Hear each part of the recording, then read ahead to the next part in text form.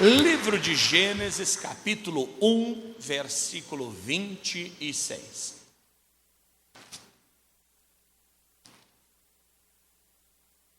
Você sabe que muitas coisas, aliás, começando pelo começo, quem tem conhecimento das leis e do direito consegue perceber a semelhança, do mundo jurídico para o mundo bíblico. É muito parecido.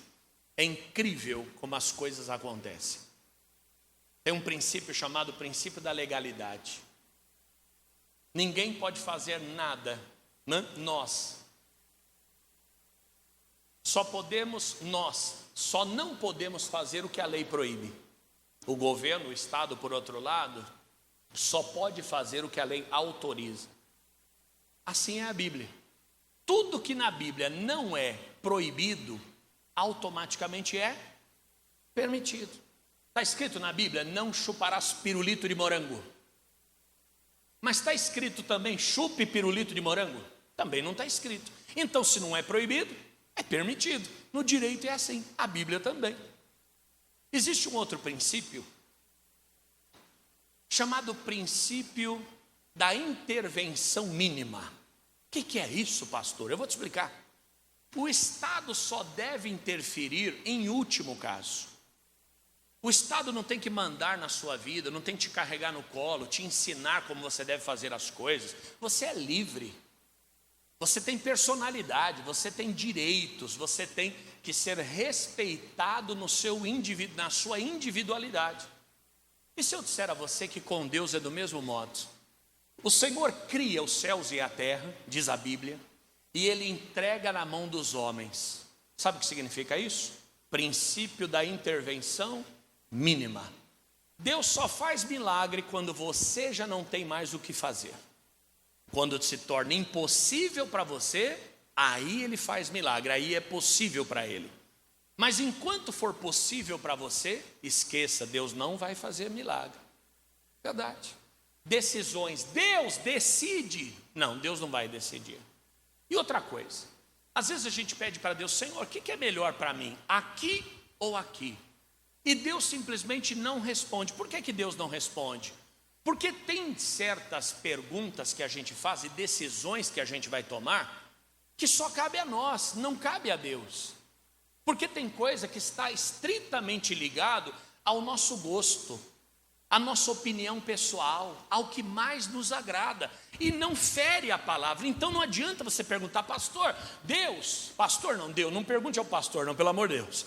Deus, caso com branquinho ou com moreninho? Qual é a resposta que Deus vai te dar? Depende do seu gosto, minha filha, ou meu filho, é com uma branquinha ou morena? Depende do seu gosto, para mim não muda nada. Como Deus dizendo, para mim não muda nada. Deus, caso com uma mulher que fala bastante ou com uma mulher calada? Depende do seu gosto. Você gosta de ouvir o dia inteiro? Casa com uma que fala. Você gosta do silêncio? Casa com uma que não fala. Só depende de você. Ai, Deus, o senhor acha que eu compro uma casa de 2 andares ou de uma só? Revela, Senhor, e você não tem a resposta. Isso é intervenção mínima. Deus não vai ficar pegando você pela mão e te levando, muito menos pela orelha. Quantas vezes minha mãe me pegou pela orelha? Acho que eu tenho até a orelha grande. Você também levou uns puxão de orelha, viu, Giovana? Fica achando bacana, não. Giovana quase não apanhava, eu acumulava. Aí quando ia de uma vez também, mas também resolvia. A dose tem que ser única. Esse negócio de parcelamento não, tem que ser à vista com desconto. Deus não vai te pegar pela orelha. Deus não vai te empurrar. Deus não vai, não. Você lembra o povo caminhando pelo deserto? Como é que ele guiava o povo? Quem lembra dessa pregação? De dia, era uma coluna de nuvem. A coluna andava, eles andavam. À noite era uma coluna de fogo. A coluna andava, eles andavam. A coluna parava, eles paravam. E se a gente não quiser seguir a coluna? Responda você. O problema é seu. A coluna vai continuar andando. Vai chegar uma hora que essa coluna vai estar tão distante que você não vai saber mais o caminho. É o que acontece hoje, no nosso dia, no nosso tempo.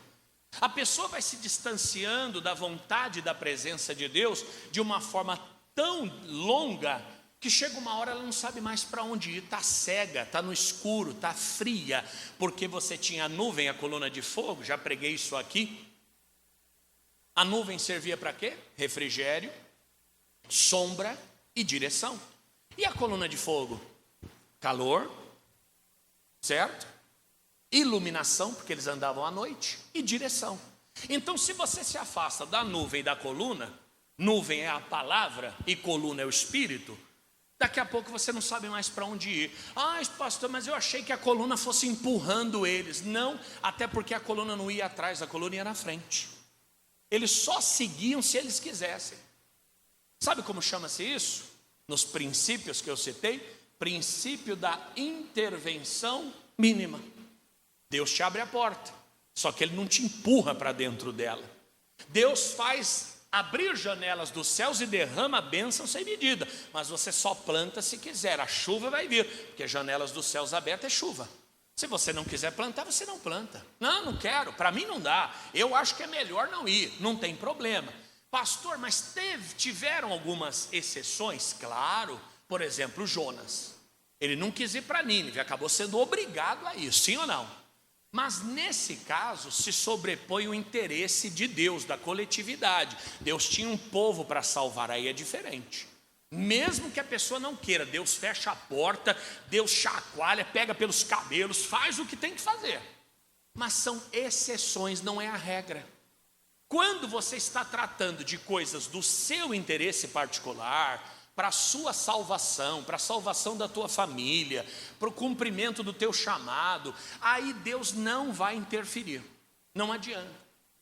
Por exemplo, as minhas decisões, pelo entendimento que eu estou trazendo hoje, são muito mais flexíveis do que as decisões do missionário, por exemplo. Porque uma decisão que eu tomo afeta a igreja de Bauru. Uma decisão que o R.R. Soares toma afetam 3.000 igrejas, milhões de pessoas. Então eu acredito que nesse caso Deus coloque para ele um caminho um pouco mais estreito. Claro que o missionário também tem poder de decisão, mas quando vai afetar a obra de Deus, Deus vai e põe a mão, fala, não, aqui não. Deus retira, Deus acrescenta, Deus coloca, Deus fala, Deus muda, faz o que tem que fazer. No caso de decisões que afetem só a nossa família, só a nossa casa, é você quem vai decidir. É você. Porque eu vi um dia um bandido. Disseram para ele, você não tem vergonha não, de estar roubando pessoas? Deus está te vendo. O bandido falou assim, então a vítima é pior do que eu, porque se Deus deixou eu roubar eles... Olha o pensamento do bandido. Se Deus deixou eu roubar eles estão pior do que eu então. Não, a decisão foi dele. Ele quis cometer aquele crime. Veja o que diz Gênesis 1:26. E disse Deus, façamos o homem à nossa imagem, conforme o quê? A nossa semelhança. Que mais? E domine sobre os peixes do mar, sobre as aves do céu, sobre o gado. Para quê? Deus cria todas as coisas, mas o homem com uma diferença peculiar. Ele foi criado à imagem e semelhança de Deus. O que significa imagem e semelhança? Significa que Deus e o homem têm essências parecidas, não só isso. Deus é eterno, o homem também é. O homem não tem fim, assim como Deus também não. Pastor, mas um dia o homem morre. E além de morrer, ele pode ser lançado no inferno. Mas ele vai continuar vivo lá no inferno. Ele nunca vai desaparecer. O homem não desaparece. O homem muda de endereço. Só que não só isso. O homem tem poder de dominação, diferente dos animais. Os animais não dominam ninguém. Você nunca vai ver um elefante puxando um adestrador pela corda. Agora um adestrador puxando um elefante é normal. Inclusive os animais, coitadinhos, têm instinto de sobrevivência. Eles não têm defesa, eles não têm malícia, eles não têm maldade. Diga aleluia! Hoje vinha vindo da minha casa, de repente eu vi um rato correndo assim na rua. Eu olhei direito, não era um rato, era um filhotinho de gambá.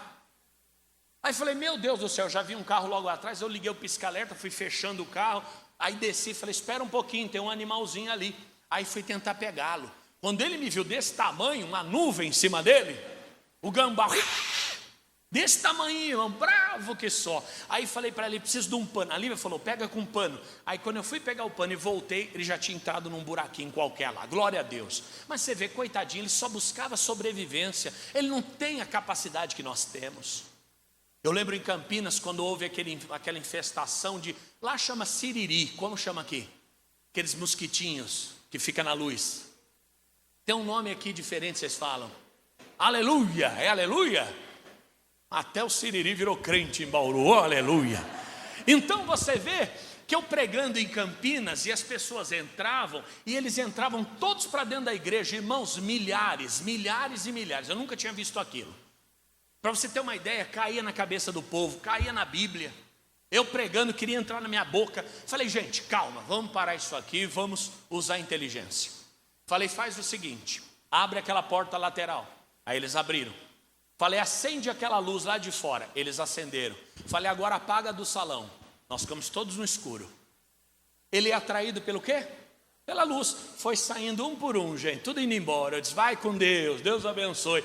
Quando eles estavam tudo lá fora, nós fechamos a porta, apagamos a luz. Tchau!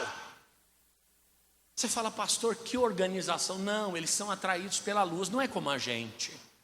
Você tem raciocínio, lógico, você faz matemática, você constrói ponte, viaduto, avião, você faz túnel, você constrói máquina de raio-x. Olha a capacidade que o homem tem, mas não só isso. Junto com todos esses benefícios, nós temos uma responsabilidade que chama-se poder de decisão. E exatamente por isso Deus intervém minimamente na nossa vida. Porque na verdade você foi criado à imagem e semelhança dele. E por ser a imagem e semelhança dele, você não precisa de ninguém que coloque você numa coleira e venha te puxando. Não, você trilha o seu caminho. Você faz as suas escolhas. Você tem poder de construir e de destruir. Alguém pode dar glória? Dá até medo, não é? Mas é verdade. É assim que a coisa funciona. Deus, entrego minha vida a ti. A impressão que a gente tem é o quê? Que nós estamos sentando no colo de Deus e deixando a vida acontecer. Não é nada disso. Quando você entrega a sua vida a Deus, significa que a partir daquele dia, esta palavra vai guiar a sua vida. É só isso e mais nada. Ainda que eu andasse pelo vale da sombra da morte, não temeria mal algum, porque a tua vara e o teu cajado me consola. O que Davi falava? Que ele estaria andando no vale da sombra da morte. Poderia estar andando, mas a palavra do Senhor estaria do lado dele. Deus não faria esse caminho por ele. Deus não trilharia esse caminho por ele. Muito pelo contrário. Deus daria a ele luz e graça para que ele pudesse trilhar esse caminho. Luz e graça que estão sobre as nossas vidas. Diga amém, gente. Luz e graça que não falta para esta igreja. O que a gente precisa é só ter esta consciência. Eu entrego a minha vida a Deus. Mas é totalmente diferente do que as pessoas pensam. A maioria pensa que entregar a vida a Deus é sentar numa cadeira de balanço e Deus vai conduzindo. É entrar num Uber onde Deus é o motorista. Não, você é o motorista. Só que nesse caminho você tem que conhecer as leis de trânsito, as normas de segurança. Você tem que saber o melhor caminho para você, inclusive, porque isso é entregar a vida na mão de Deus. Você foi criado à imagem e semelhança dele. Só há uma diferença entre você e Deus. Ele é criador e você é criatura, mas todas as coisas foram entregues nas nossas mãos. Diga aleluia. Portanto, em Deuteronômio 30:19, ele ratifica aquilo que eu estou dizendo. Deuteronômio 30:19. Alguém que tem domínio no controle desse ar tem que diminuir um pouco o vento. Há bastante vento. Se para eu que tenho 7 capas de gordura e estou movimentando, estou sentindo, imagina minha avó que está sentada. Sabe o ventiladorzinho, o reverendo Fernando, diminui, deixa ele no mínimo. Deuteronômio 30:19.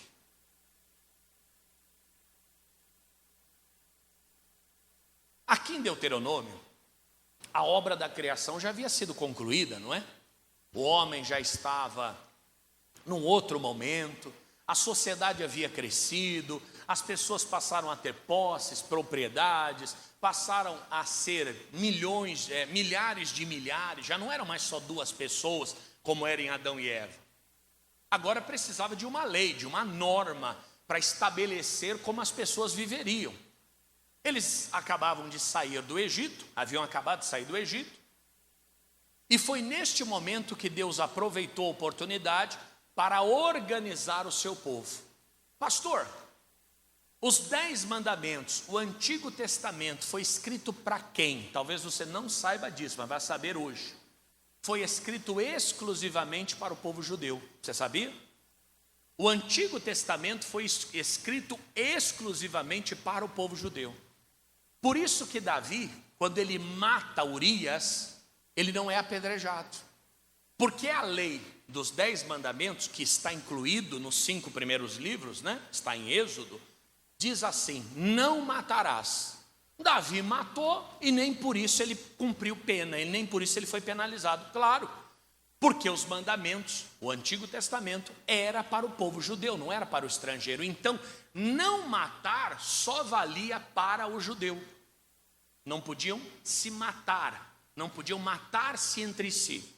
Agora, matar estrangeiro, para Deus não significava nada. Tanto é que ele mesmo determinava: o estrangeiro não deixará viver. O estrangeiro não, desculpe, a feiticeira não deixará viver.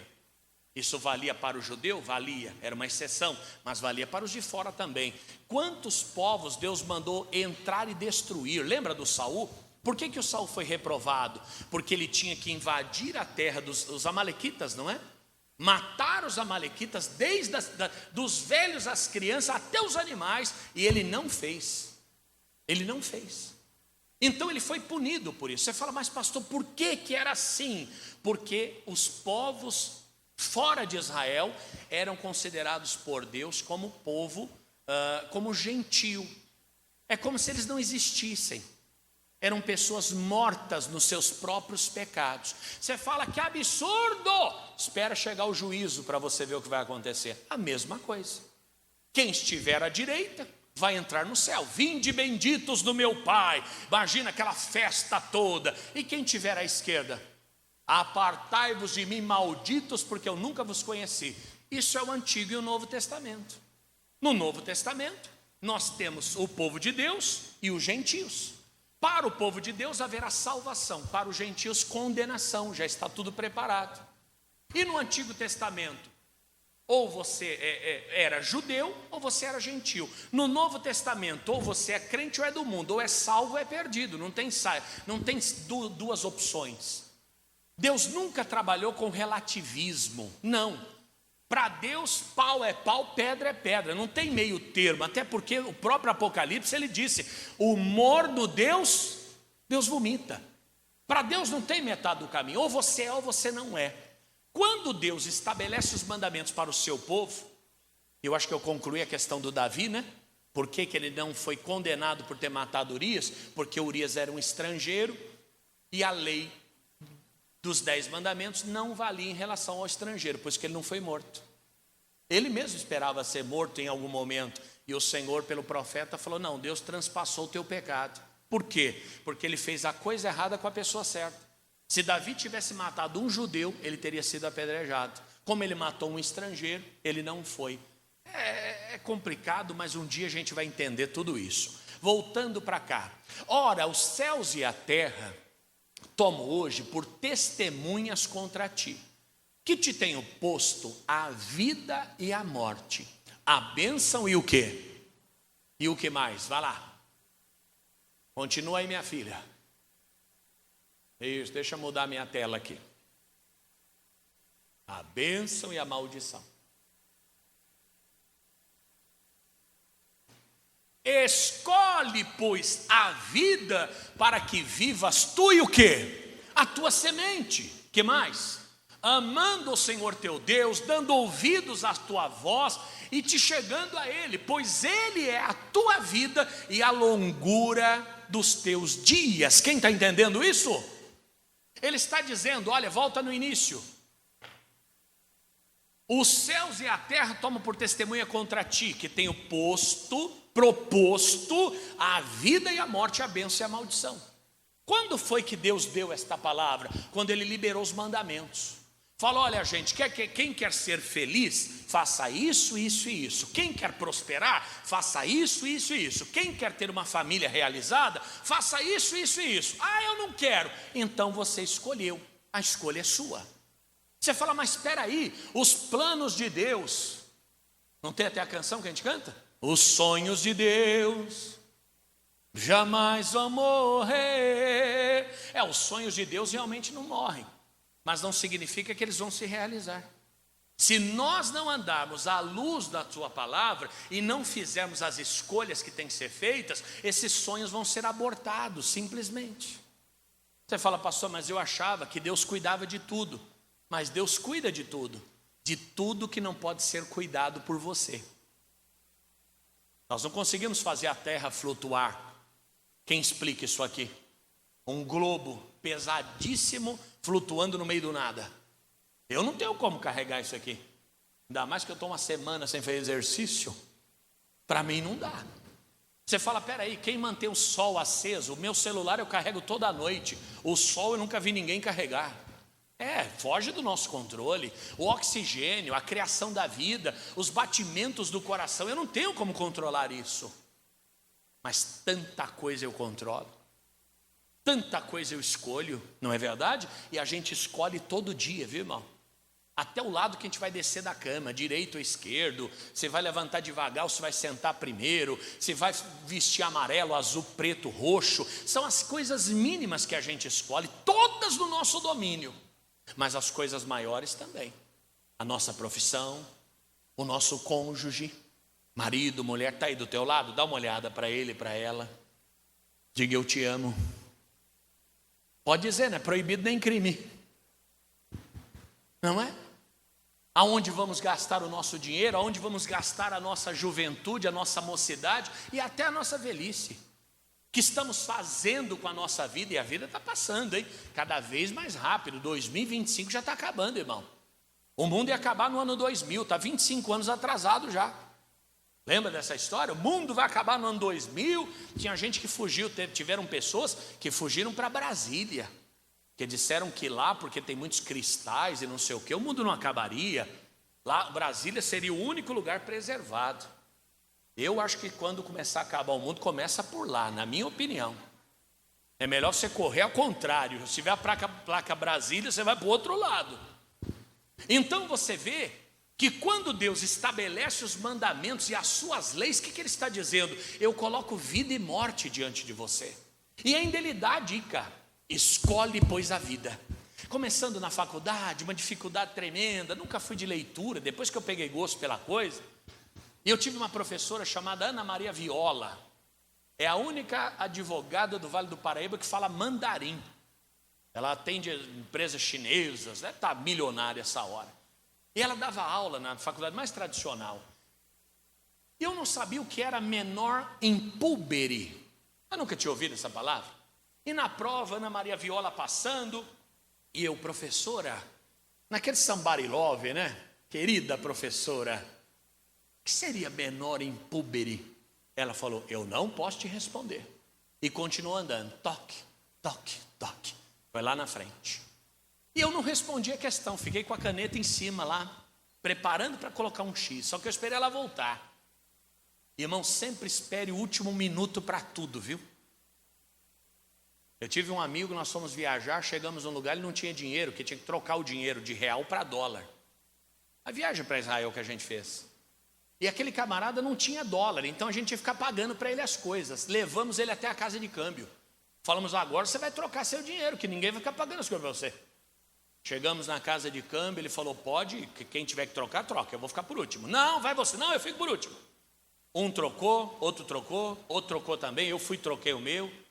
Chegou a vez dele, a mulher do caixa falou: acabou o dinheiro. Ele falou: tá vendo, gente, não é porque eu não quero, sempre fico por último. Mas voltando à história da Viola, professora Viola foi, quando ela voltou, eu estava com a caneta em cima daquele quadradinho, que eu achava que era o certo. Quando ela olhou, ela passou, bateu na minha mesa e falou: você está no caminho certo. Resumindo, ela me deu a resposta. É mais ou menos o que o Senhor está fazendo aqui nesse versículo. Escolhe, pois, a vida. Olha a dica que ele dá. Diga: escolhe a vida. Escolhe a vida. E o que é a vida? Olha o que diz à frente. Vai lá, querida. Escolhe, pois, a vida para que vivas você e a sua semente. Não é só você, é você e a sua casa. Diga amém. No 20, vai lá. Amando ao Senhor teu Deus. Fazendo o que mais? Dando ouvidos à sua voz. E o que mais? Achegando a Ele, pois Ele é a tua vida e a longura dos teus dias. Primeiro, amando é um verbo. Segundo, é o quê? Dando ouvidos à sua voz. Ouvir é um verbo. E te achegando a Ele. Chegar é um verbo. Verbo requer o quê? Ação. Eu amo, tu ama, ele ama. Nós amamos, vós amais, eles amam. Tá certo? Que mais? Ouvir, eu ouço, ele ouve. Foi o trovão aí. Eu ouço, ele ouve. Eu ouço, ele ouve, tu ouves. Crê em Deus. Pô, língua difícil, irmão. Tu ouves, eles ouvem, nós ouvimos. Sabe fazer essa conjugação você, moça? No seu tempo eu fazia até equação de segundo grau. Só que eu esqueci tudo já. Então você vê que de que maneira eu escolho a vida? Agindo, posicionando, fazendo aquilo que Ele diz que é bom para mim. Ai, pastor, eu achei que eu escolhesse a vida quando eu levantei a mão na igreja. Eu entrego o meu caminho ao Senhor. A minha vida é de Deus. A minha vida mas como é que eu entrego a minha vida a Deus? Ouvindo, se achegando, amando. Não tem outra saída. E isso tudo interfere nas minhas decisões. O que te trouxe até aqui nesta manhã? Uma mistura de amor com dar ouvidos, com se aproximar. Você ama a Deus, por isso você colocou o relógio para despertar. Você se aproxima de Deus, por isso você quer a palavra. Você ouve a voz que o Senhor te fala. Então você anda conforme esses caminhos. E sabe qual vai ser o resultado de tudo isso? Vida e vida em abundância. Diga aleluia. Nós vemos aqui em Atos 16:31 como essas decisões influenciam a nossa vida.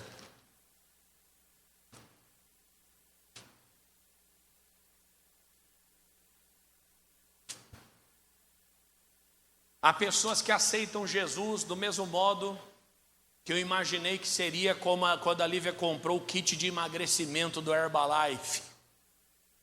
Kit de emagrecimento diário. E um dia você perderia quantos quilos, Lívia? Já esqueceu, né? Você me deu foi um golpe naquilo ali. Foram R$100 que é negócio. Perca 3 quilos em um dia. Falei, bom, então vou dormir com... não vou falar meu peso também não, sou muito xereta. Então eu vou passar um dia, no outro dia o colarinho vai estar fechando, vou diminuir um buraco no cinto. A única coisa que não engorda no gordo é o pé, né? O pé é o mesmo, do começo ao fim, como é que pode?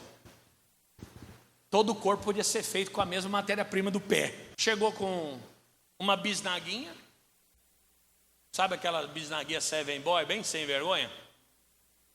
Um copo de suco, um pozinho de suco, tipo Tang, para você misturar na água. Uma Ana Maria, que era o almoço, e para a noite era um pozinho de sopa. Eu falei para a Lívia, era só ter ficado sem comer o dia inteiro, não precisava ter gasto R$100. Eu paguei 100 para não comer. Na verdade o efeito é seu mesmo, se eu comprasse uma bisnaguinha de manhã, um muffinzinho à tarde e uma sopa de noite, eu teria tido o mesmo resultado. Amigo, na verdade não é o Herbalife, não é o que mais tem de emagrecimento por aí? O que mais tem? Não tem outras coisas? Só tinha isso? Tem uns produtos lá, o shake não sei o que, o tome não sei o Slim Shape, não é isso? Isso nada emagrece, irmão. O que emagrece é parar de comer. Quando você diminui a caloria, você diminui a sobra e começa, em vez de sobrar, começa a faltar. Mas a gente compra o kit achando que os nossos problemas estão resolvidos. A presença de Deus é a mesma coisa. Você fala, olha, aceitei Jesus, agora minha vida vai ser só paz. Aí vai e me arruma um pingaiado em casa. Com Deus e tudo, você está lascada. Com Deus e tudo. Porque Deus não pode suprir a sua escolha. Você tem medo de sangue, vai fazer faculdade de enfermagem. Você vai ter sucesso? Você vai desmaiar no primeiro procedimento. O outro não sabe lidar com dinheiro, tem 8 cartões de crédito. Você acha que você vai se dar bem? Pastor, mas eu sou dizimista. Dizimista e tudo, você vai para o brejo, meu irmão. Se a gente não se programar, se nós não usarmos inteligência nesse caminho, a gente não chega a lugar nenhum. Olha o que ele diz. E eles disseram, crê no Senhor Jesus Cristo e será salvo tu e a tua. A gente sempre ouve e lê isso aqui como fosse uma promessa de Deus. Olha, Deus vai salvar a minha família se eu crer nele. Não é bem assim, não. Isso aqui não é uma promessa. Isso aqui é um compromisso. Se você crer no Senhor Jesus Cristo, não só você, mas a sua casa também será salva. Não é uma promessa, é um compromisso. Você tem que crer. Você fala, pastor, mas eu creio, eu tenho tanta fé que quase me sai aqui, sabe? Não, mas não é esse crer, não. Não é o crer de cara feia, sabe aquela oração de careta? Tem gente que ora assim, né? Chora. Não. É o crer de numa manhã chuvosa como essa, dizer, olha gente, eu estou indo para o culto, viu? Esse é o crer. Você está dando exemplo para a sua família. Você está mostrando o valor que há nesse lugar. Você está mostrando o quanto Deus é importante para você. É o crer no sentido de perdoar, de tolerar, de amar, de pregar para eles, de trazer a peça de roupa na quarta-feira. Esse é o crer. Mas nós não queremos. O que a gente prefere? Assistir o DNA do ratinho. Lembra? Vamos quebrar tudo. Não tinha o exame do DNA? A gente escolhe isso, então de fato a gente não crê. E Deus fica esperando a nossa manifestação. Porque não é Ele quem vai salvar a sua família. De fato e de verdade o Senhor já salvou a sua família. Agora você vai ter que levar essa salvação até eles, diga amém. Você vai ter que ser a porta para que esta salvação chegue até eles. Jesus, vivendo bem, sucesso no ministério. Alguém chegou aí e disse, Jesus, os gregos querem te ver. Foi um sinal do Pai para ele. Ele falou, olha, já que os gregos estão me procurando, é um sinal de que chegou a hora do Filho do Homem se entregar. Porque se a semente não morrer, ela fica sozinha, mas se ela morrer, ela dá muito fruto. Lembra que eu falei que no Antigo Testamento, para Deus só existia um povo?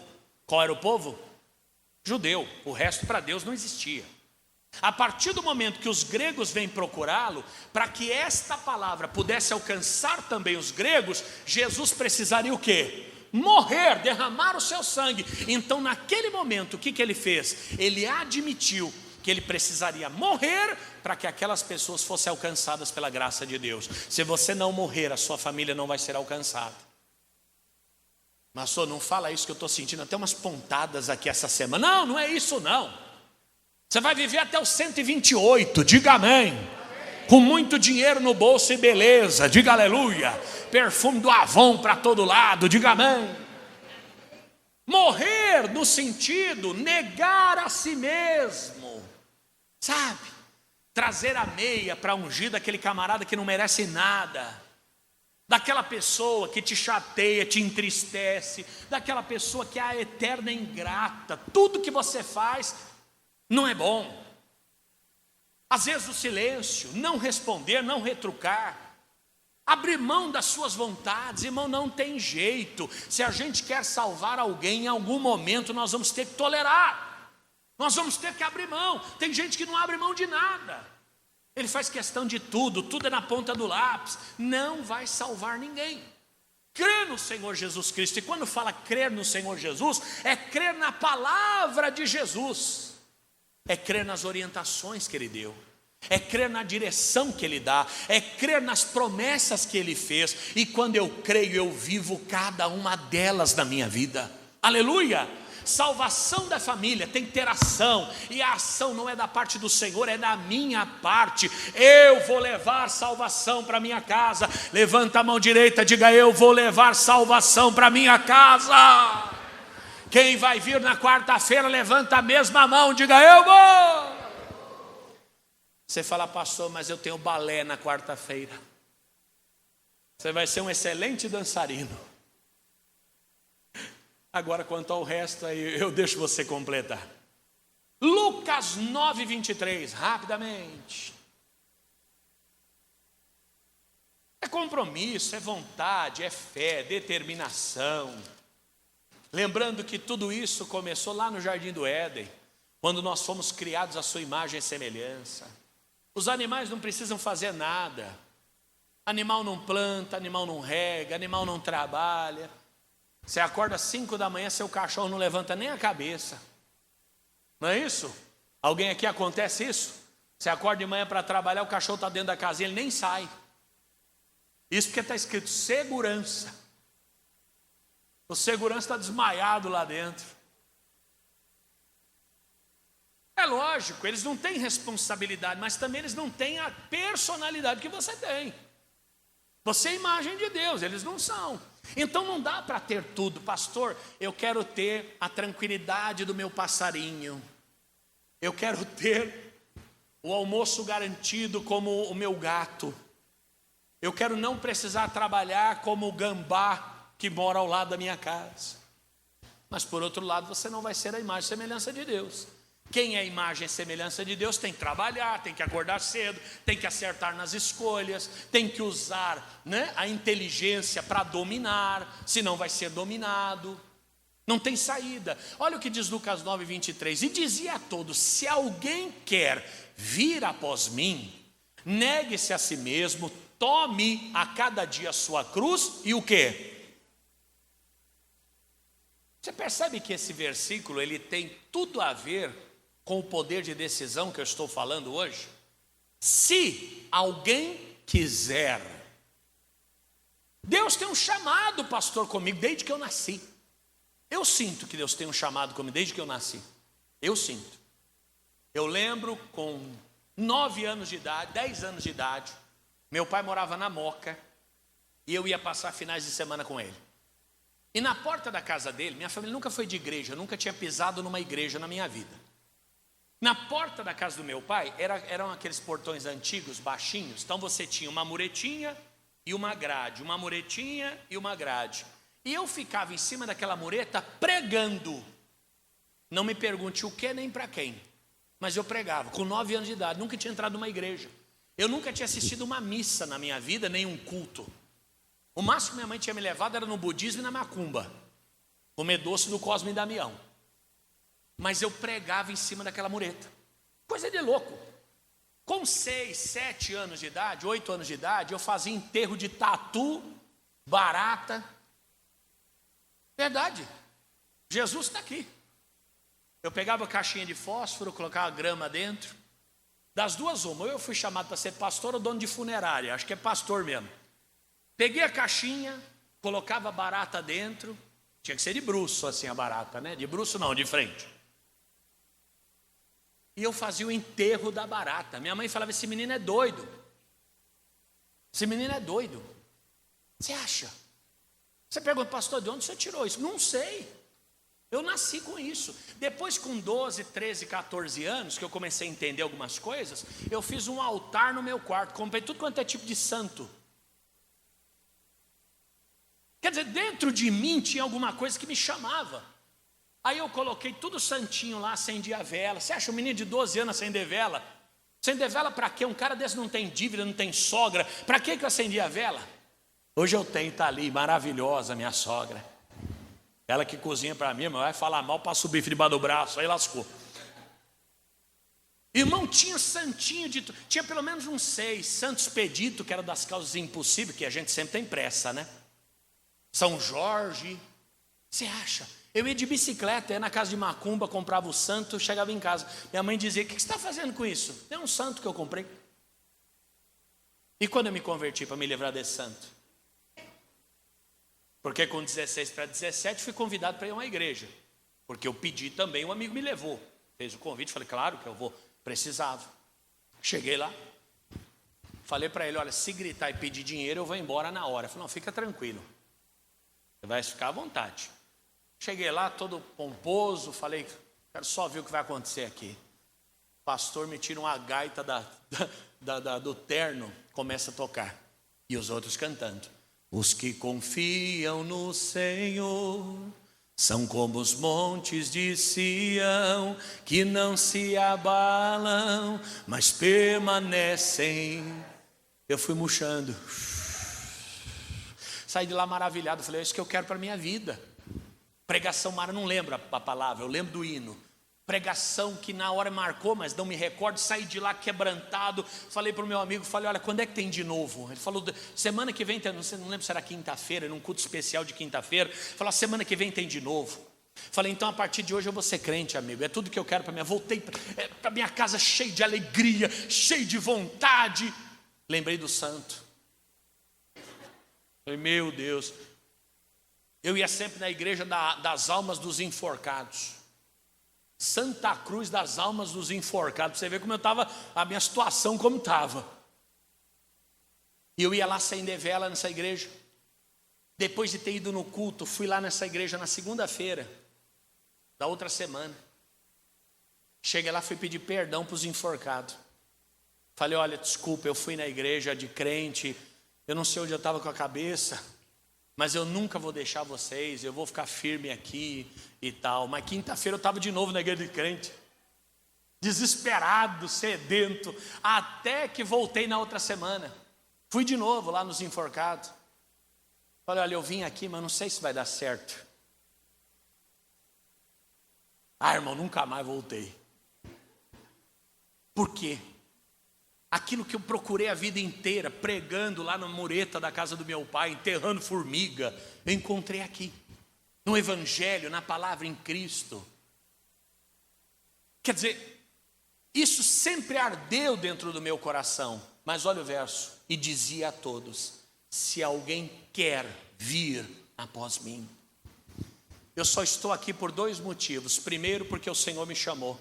E segundo, porque eu aceitei o chamado.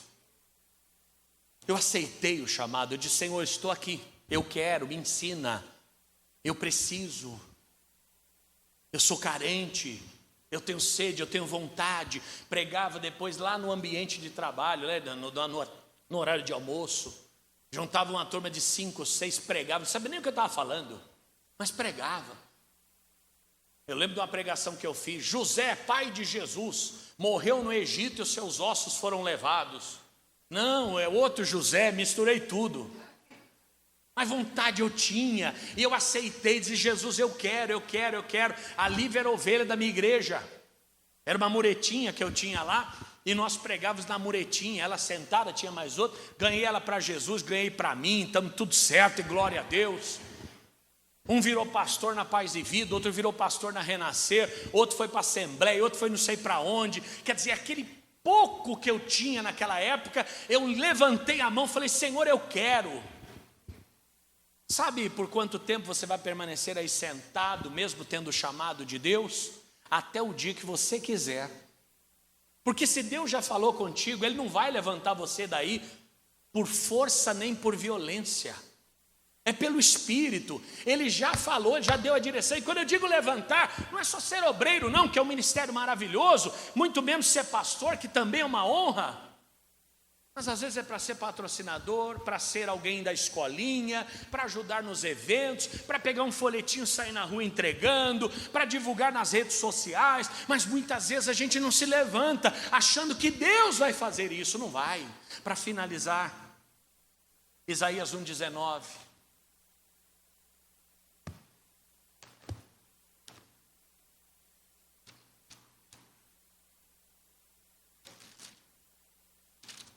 Isso aqui é para quem diz: olha, Deus tem prosperidade para a minha vida. Tem mesmo, eu não tenho dúvida disso.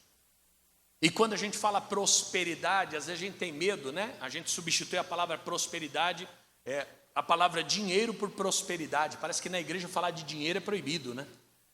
Inclusive a reunião mensal que a gente faz, nós falamos sobre dinheiro e prosperidade.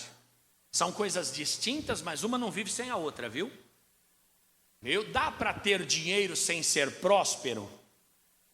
Dá para ter dinheiro sem ter prosperidade? Dá ou não dá? Claro que dá. Você pode ter rios de dinheiro e ser um miserável. Agora, dá para ter prosperidade sem dinheiro? Não. Não dá para ser próspero sem dinheiro. Você fala, pastor, estou 3 dias sem comer, mas sou próspero. Eu não quero essa prosperidade, não. Pastor, mas o senhor falou que tinha uma belina. Eu era um lascado na vida mesmo. Não podia dizer que era próspero. Ah, mas o senhor já era pastor? Já era pastor. Pregava com fé, sapato furado, irmão, e dava cada salto de 2 metros de altura, não estava nem aí. Pregava sem cinto, que eu não tinha nem cinto para pôr na calça. Ganhei uma calça roxa uma vez, era só que eu usava. Eu era conhecido como pastor da calça roxa. Se eu continuasse naquele caminho no dia do juízo, Jesus não ia chamar meu nome, ia chamar pela calça. O irmão da calça roxa, vem. Mas eu não posso dizer que eu tinha prosperidade. Eu não tinha dinheiro. Não tinha. Depois que Deus me abriu uma porta, fui trabalhando, comecei a vender coisas, comprar, vender, que a coisa abriu, ganhei um apartamento, Deus abençoou, troquei num carro bom. Quer dizer, e assim foi, as coisas foram. Agora olha o que ele diz: se quiserdes e ouvirdes, comereis o bem desta? Basta Deus querer que você seja próspero? Não, você está vendo aqui que ele está atribuindo a você, se quiser, e o quê? E ouvir. São 2 coisas diferentes, tá? Querer, primeiro, depois ouvir. Porque quem não quer, nem passa para a segunda fase. Primeiro é querer. Você que acha, não, pastor, dinheiro é do diabo, sabe? Só se for o dele. O meu não, o meu é meu, abençoado, consagrado. Quem quer dinheiro aí? Não lembrando do programa do Silvio Santos, né? Quem quer dinheiro? Isso é mais velho que anda para frente. Você fala, não, eu não quero, pastor, eu gosto de sofrer. Eu gosto de sofrer. Eu acho que a vida, o cristão só vai para o céu se padecer. Então é melhor você se apresentar num convento aí, vai ser freira, padre, que mais? Frei, franciscano. Porque no evangelho não tem espaço para isso não, irmão. Se quiserdes e me ouvirdes, comereis o melhor desta terra. Diga amém. Que terra? Ah, é no céu, é no céu. Não, no céu vai ser muito melhor. No céu não vai dar nem para descrever. Mas enquanto a gente estiver aqui, meu irmão, é o melhor, diga aleluia. Lembro quando minha mãe fez um churrasco de pescoço de frango.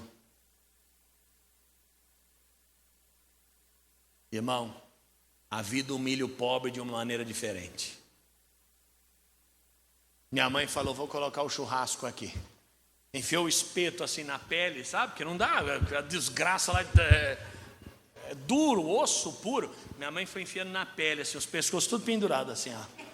Aí falei, mãe, será que demora? Minha mãe falou, se ficar olhando, demora. Vamos para dentro.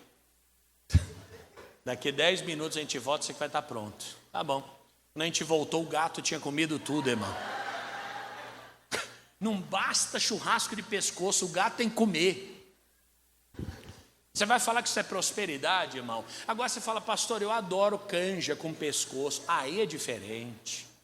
É que nem ovo. Ovo é maravilhoso, mas quando você quer, não quando é obrigado. Ovo é bom, quando você fala, hoje eu vou comer 8. Hoje eu vou comer até a galinha reclamar. Hoje eu vou fazer aqui um... Aí é beleza. Agora quando você fala, o que é a mistura da semana? É o ovo. Você fala, não. O primeiro já não desce. Parece que é pirraça. Você tem que prosperar, mas tem que querer. Não, pastor, estou bem. Essa vidinha, esse salarinho, esse negocinho. Ah, tá bom, pastor. Sabe, pastor, para que ir, sei lá, para o Rio Grande do Sul, se eu posso ficar aqui mesmo no bairro que eu moro? Você não entendeu nada. Deus quer você livre. Deus quer você conhecendo, vivendo, desfrutando. Diga aleluia. A pessoa uma vez falou para mim, pastor, eu tenho um dinheiro para receber. Dá uma olhada aqui para mim. Falei, ó, mãe, isso aqui foi suspenso o julgamento no Brasil inteiro. Chama-se tese repetitiva. Quando tem muitas ações iguais, o Supremo Tribunal Federal, Deus o tenha, ele suspende todas as ações e ele decide uma vez só. Aí a decisão dele vale para todo mundo, para facilitar as coisas. E uma pessoa já com uma idade, né? Falei, irmã, faz o seguinte, você tem o direito aqui, isso aqui vai sair. Vende pela metade do preço. Quanto vale? 100 mil? Então, a senhora vende por 50. Pega os 50 mil, vó, e ripa na chulipa. É muito isso aí, né? Pimba na gorduchinha. Isso é coisa de velho. A avó falou, não, eu quero receber todo. Deus queira. Deus queira que receba. Mas se receber, vai abrir aquele tubo do lado da cama. Não tem aquela cama de ferro? Não tem o tubo? Ela vai abrir ali, vai enfiar os 100 mil ali dentro. Vai continuar comendo feijão com farinha. Porque a prosperidade está aqui, ó. Por isso que eu disse, não é só dinheiro, é mente. Quem está entendendo? Eu tenho 100 mil para receber, que pode demorar 40 anos. Ou eu posso pegar 50 mil hoje. O que eu faço? É hoje, eu não sei se eu vou estar vivo amanhã, meu irmão. É claro, não, pastor, faltam 6 meses. Então espera, né, irmão? Pelo amor de Deus. Agora, 200 anos é agora. Mas a gente tem que ouvir, irmão. Às vezes a gente não ouve. A vaidade não deixa. A insegurança. A dureza de coração. Olha o que ele disse. Se quiserdes e ouvirdes, comereis o bem dessa terra. Quem quer e ouve sempre se dá bem. E para finalizar, só mais um rapidinho. Apocalipse 3:20.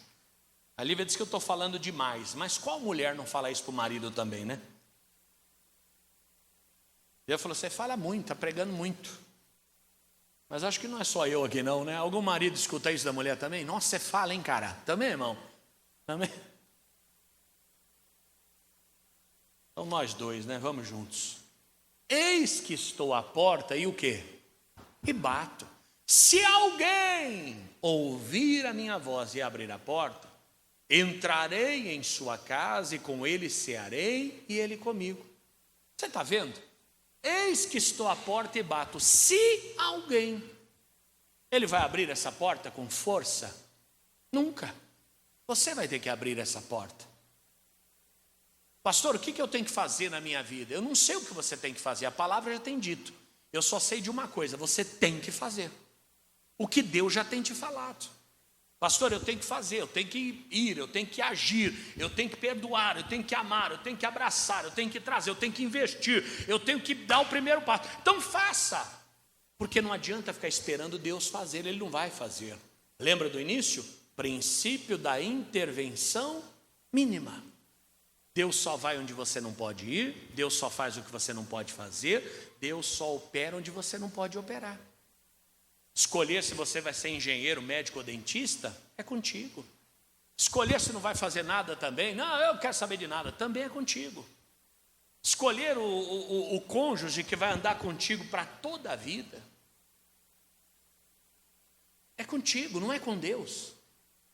Escolher o destino do casamento, que também às vezes casamos com uma pessoa maravilhosa, mas conseguimos estragar tudo no meio do caminho, é com você. Se você vai ser feliz aqui ou vai ser infeliz, você que escolhe também. Ninguém pode escolher por você. A palavra não vai deixar de ser pregada, Deus não vai deixar de abençoar, a obra não vai deixar de ser feita. Agora a nossa parte, ela é intransferível. Eu decidi ser feliz, eu decidi servir ao Pai, eu decidi ser usado por Ele. Eu tenho certeza que você também já fez isso. Então a partir de hoje, meu irmão, retoma o seu lugar. Deus está nesse ônibus? Está, mas você é o motorista. Deus está nesse carro? Está, mas você é o condutor. Pega tudo que Ele tem falado contigo, assume essa direção e vai. A vitória é garantida. Vamos aplaudir a Jesus. Oh, glória a Deus! Ele é maravilhoso. Curve a tua cabeça, sentado mesmo, e apresenta a Deus aquilo que o teu coração hoje pede, conforme a palavra que foi pregada. Tem pessoas que estão esperando pelo milagre, mas na verdade o que ela precisa não é de um milagre. O que ela precisa é de uma decisão. O que ela precisa é de abrir a mente, abrir o coração. Na verdade o que ela precisa é entender que o Senhor, quando criou o mundo, entregou aos homens, e nós decidimos o nosso futuro. Entrega o teu caminho ao Senhor, confia nele, Ele tudo fará. Tudo o quê? Tudo que você não pode. Aonde você não pode ir, Ele vai. A força que você não tem, Ele tem. A graça que você não pode ter sozinho, Ele coloca sobre a sua vida. Creia no Senhor, confia nele, e confie tanto a ponto de executar totalmente a palavra que você acabou de ouvir. Ah, Jesus, o Senhor é tão lindo. Eu lembro de Moisés diante do mar vermelho. O que eu faço aqui? O Senhor disse: por que você clama? Não é para orar não, Moisés. Pega essa vara que está na tua mão, estende, o mar vai se abrir. A obra que Deus tinha que fazer, Ele já tinha feito. Agora era a vez de Moisés. O cajado está em nossas mãos, a autoridade está em nossas mãos, agora é a hora. Tanto é que Jesus disse: curai os enfermos e expulsai os demônios. E tem gente esperando Deus curar, tem gente esperando Deus expulsar o demônio. Ele não vai expulsar, Ele já te deu autoridade para isso. Então levanta a sua voz e diga para o mal: saia do meu caminho. Saia a tristeza, saia medo, saia a solidão, saia a insegurança, saia todo pensamento contrário e negativo. Vai embora e se prepara para viver o melhor para a sua vida. Oh, aleluia! Deixa Deus cuidar de tudo, adorando ao nome dEle. No Santo dos Santos, a fumaça me esconde, só os teus olhos me veem. Debaixo de tuas asas é o meu abrigo, meu lugar secreto. Só tua graça me basta, tua pode aplaudir a Ele. No Santo dos Santos, aleluia. Santo dos Santos, a fumaça me esconde, só seus olhos me veem. Debaixo de tuas asas é o meu abrigo, meu lugar secreto.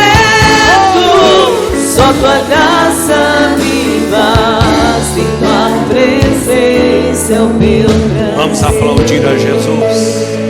Aleluia. Eu entendo que esta palavra quer produzir em nós ação, atitude, posicionamento.